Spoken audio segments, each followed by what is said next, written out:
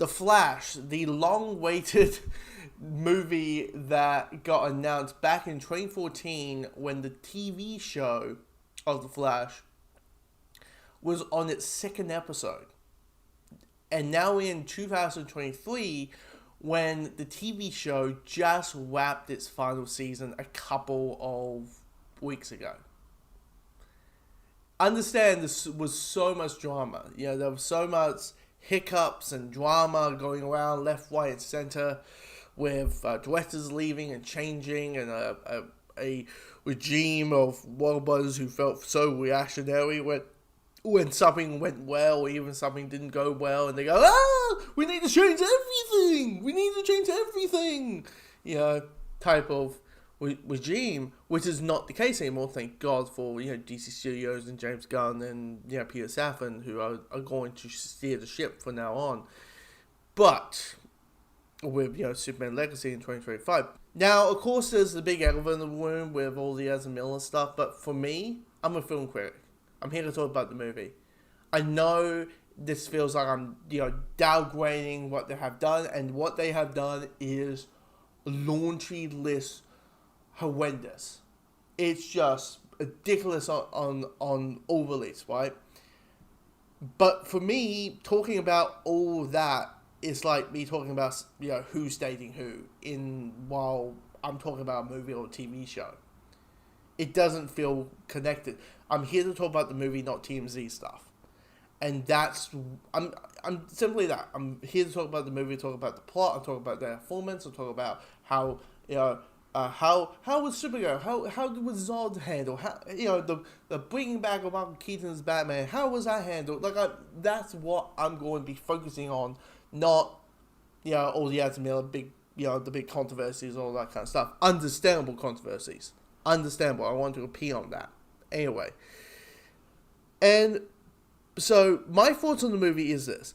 Here's the thing. At the end of the film, naturally, I'm like, this is the film that's meant to reboot an entire cinematic universe. And you can kind of tell that what really, when this film was shot and edited and cast and set designs were happening and costumes, fittings and all that, the concept of this is the movie that's going to reboot everything never crossed their mind. Or if there was going to be a reboot, it was going to be little changes here and there. You know, explain why, you know, Superman looks different, or why, you know, Batman isn't Ben Affleck anymore, yeah, that type of stuff. But like a full blast reboot, you could tell, never crossed their mind. Never crossed their mind. Because the ending, I was like, that's how you're going to end your movie. I still got questions, and there's only one post-credit scene that didn't explain a lick. It didn't explain a lick of what... It didn't give me any answers. And maybe it is a cut of a movie that doesn't have that post-credit scene that maybe explains things, or explain it all. And I'll be like, oh, for God's sakes. I'll be like, the movie comes out in only a couple of days. Why can't I, you know, to see that other scene? But maybe they want to keep it a secret. But the film in general, outside of rebooting the universe and they're doing the comic thing where it's like, to explain why we're rebooting, we need to have an event to explain the reboot. Except just reboot the thing. Anyway.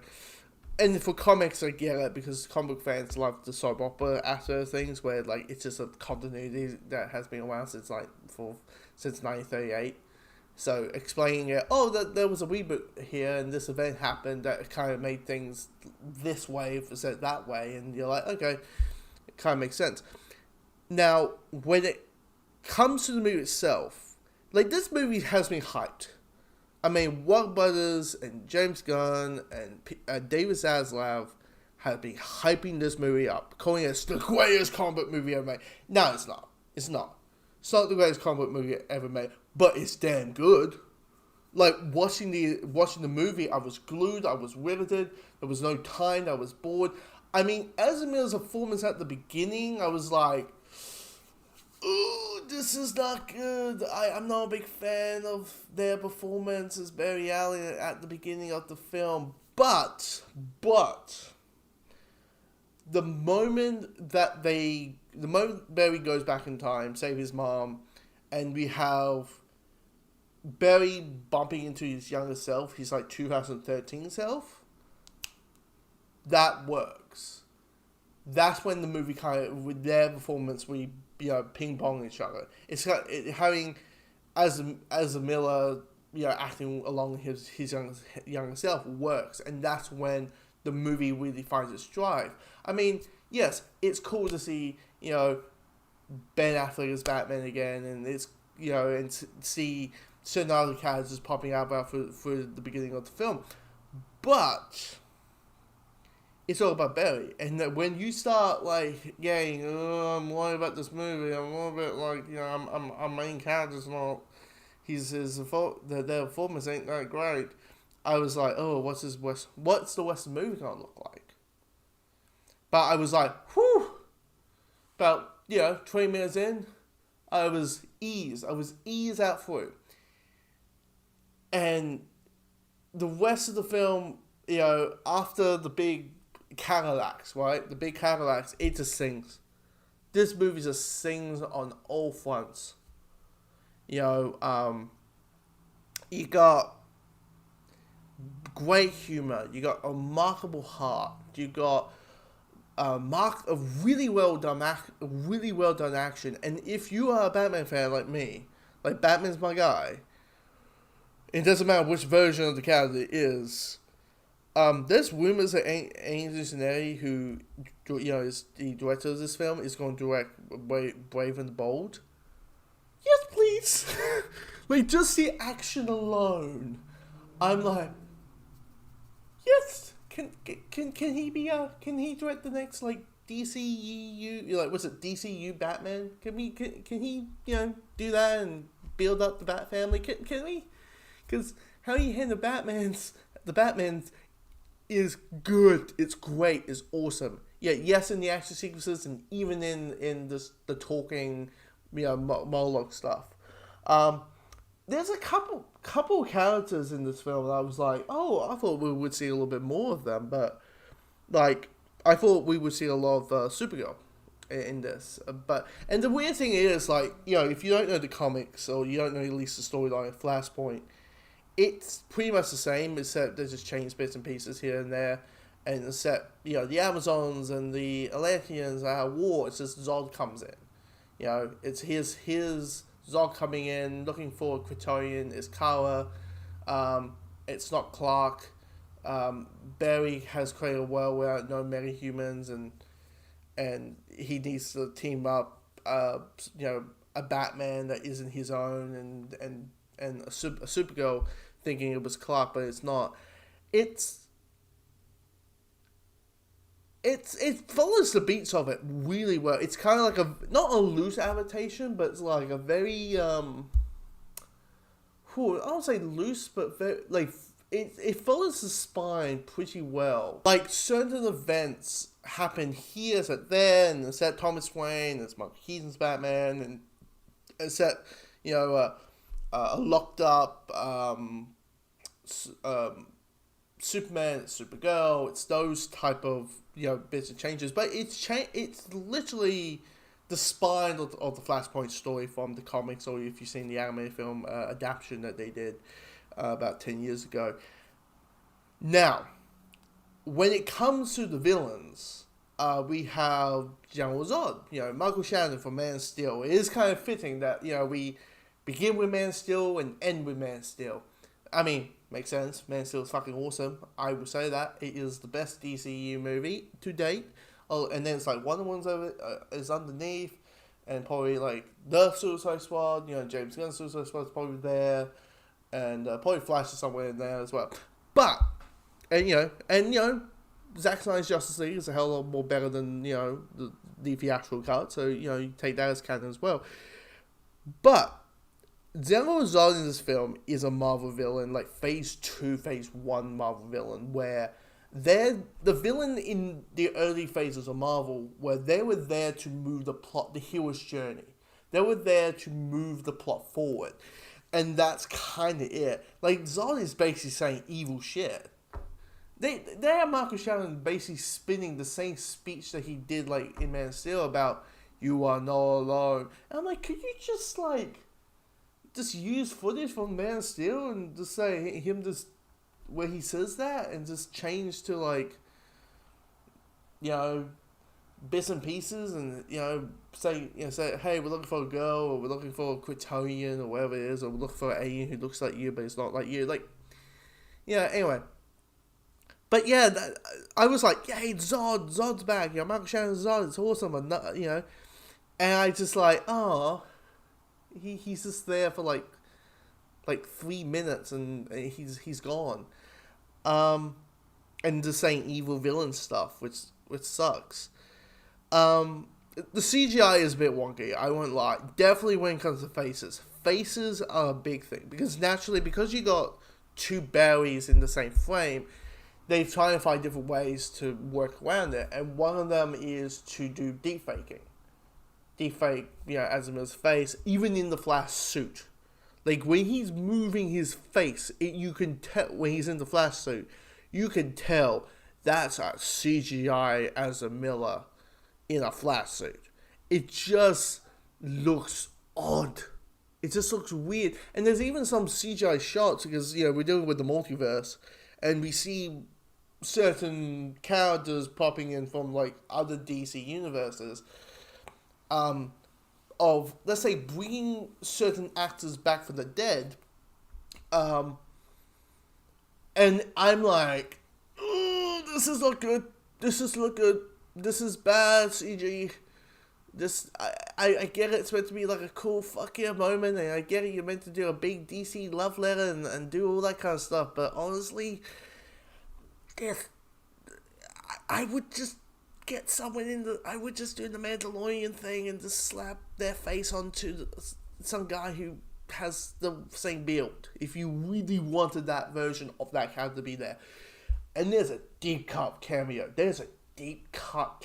If you're curious, like, if you don't know the story and you're like, why is he in the movie? Why is that guy that character? This is why, and spoiler here, Kevin Smith, Superman Lives. All I will say, John Peters is going to be happy. Fuck it, everybody knows, Nicolas Cage is in the movie, he plays Superman, and you see him fighting the fucking spider, that John Peters was so heavy on, This is why Kevin Smith, Superman Lives is a 2-part, like, thing of him explaining what the fuck happened, with Superman Lives. Which was Tim Burton's Superman. It was going to be directed by Tim Burton. So finally we get to see Nicolas Cage as Superman fighting for various snappy. That's what the name of the spider was called. Anyway, but spoiler alert, you see Nick Cage as Superman in this film. And in the suit that he was going to wear. You can find photos online or what he was going to wear. It's literally the Michael Keaton Batman. It's the nice Batman outfits, but it's Superman's like paint job. It's pretty much that. Now, of course, the big thing everybody wants to talk about is Michael Keaton. He's back. The OG Batman's back. The OG cinematic interpretation of the Dark Knight himself is back, and he's awesome. And he's able to move his neck. And you know what it is? It's kind of like because I did a couple watch-alongs. I watched the first 2 Batman films that he did, and you could see probably at the time that the action sequences are cool and awesome, and he's able to do this and that, and look how amazing it looks. And when it comes to the action sequences, clearly they're doing the whole thing of like, hey, if you were in your 40s or your 50s now and you saw those films when you were in your teens or your 20s, or this is what you thought you were watching, which is him kicking asses left, right, center. And I think also Zack Snyder did a lot with the warehouse fight, where like the expectation of what a Batman fight is meant to be went up. But it's Mark Keaton crosses it. It's awesome. He's awesome. It felt like he never left. there's another Batman cameo that shows up at the end that I was like, was that hinting to a sequel or like, because that would be very interesting to see anyway. But yeah, I mean, this movie is really well put together. Does it feel like a wrap up of a Thai cinematic universe? No, it doesn't. But honestly, we only got 2 more films in this era of DC before we see what James Gunn and Peter Safran does with DC Studios. We only got Blue Beetle that comes out for the rest of the world August, but for me it's September, and Aquaman, which comes out in December, and then it's dry season said Joker in 2024. Unless whenever Creature of Commando comes out, that's a fair substance. Like whenever Creature of Commando comes out, and yeah, and then 2025 it's DC, Superman Legacy, the Batman Part 2. Oh, we got the Penguin series, so we got a little bit of DC stuff happening next year, but not as crazy as like 4 movies in 1 year, as this year has been. But yeah, I mean, if this was like, if there was no Blue Beetle, and as hit and miss the DCEU has been, if there was no Blue Beetle, if there was no Aquaman, I would be like, this is a good cap off.